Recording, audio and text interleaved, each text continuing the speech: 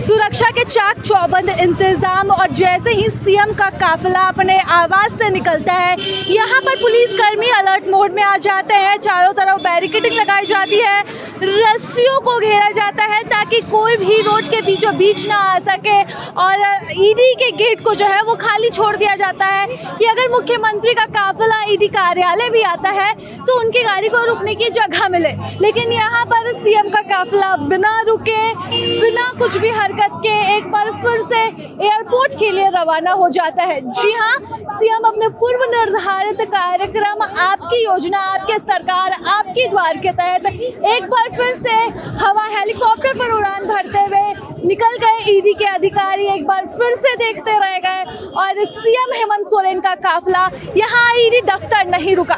छठा समन मुख्यमंत्री सीएम हेमंत सोरेन को और छठे समन पर भी सीएम हेमंत सोरेन ईडी दफ्तर नहीं पहुंचे। तैयारियां पुख्ती थी, सुरक्षा के चाक चौबंद इंतजाम थे। देख सकते हैं सुबह से ईडी कार्यालय में हलचल तेज हो चुकी थी।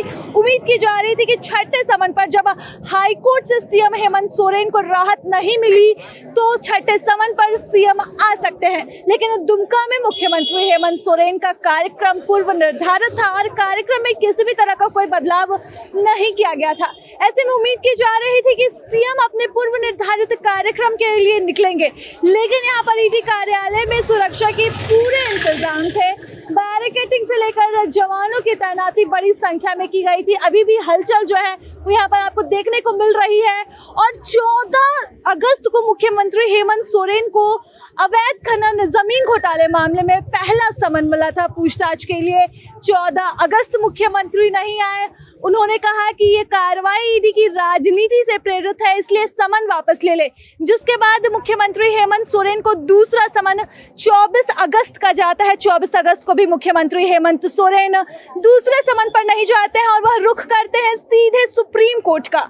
जिसके बाद मुख्यमंत्री हेमंत सोरेन को तीसरा समन जाता है 9 सितंबर का और इस वक्त सुनवाई चल रही होती है सुप्रीम कोर्ट में उनके याचिका पर, जहां सुप्रीम कोर्ट से उन्हें राहत नहीं मिलती है और हाई कोर्ट की तरफ उन्हें रुख करने को कहा जाता है। इसके बाद उन्हें चौथा समन मुख्यमंत्री हेमंत सोरेन को मिलता है 13 सितंबर का। चौथे समन पर मुख्यमंत्री रुख कर जाते हैं हाई कोर्ट का, जहां पर हाई कोर्ट से उन्हें राहत नहीं मिलती है और चौथे समन के बाद पांचवा समन मिलता है मुख्यमंत्री हेमंत सोरेन को 4 अक्टूबर का और इस पांचवें समन पर भी सीएम हेमंत सोरेन नहीं आते हैं और हाई कोर्ट में उन्हें कोई भी राहत नहीं मिलती। अब छठे समन पर मुख्यमंत्री हेमंत सोरेन एक बार फिर से नहीं पहुंचे हैं। क्या वो अब किसी कानूनी कार्रवाई का अलग से इंतजार करेंगे, कोई दूसरा तरीका अख्तियार करेंगे या फिर ईडी के अगले समन का इंतजार करेंगे? क्योंकि अब तक कोई चिट्ठी नहीं आई है सीएम हाउस से कि अपने व्यस्तता का हवाला दे सके वो, या फिर जिस तरह से लगातार लेटर्स आते रहे हैं तो लेटर्स भी नहीं आए हैं। तो सीएम क्यों नहीं आए ये अब तक पता नहीं चल सका है। व्यस्तता का हवाला देंगे या फिर कोई दूसरा कानूनी रास्ता अपनाएंगे, अब ये देखने वाला वक्त बताएगा। और क्या ईडी एक बार फिर से समन भेजती है मुख्यमंत्री हेमंत सोरेन को, ये अब आगे वाला समय बताएगा। फिलहाल इसके साथ प्रभात खबर से मैं राजलक्ष्मी। प्रभातखबर.com, विश्वास वही, रफ्तार नहीं।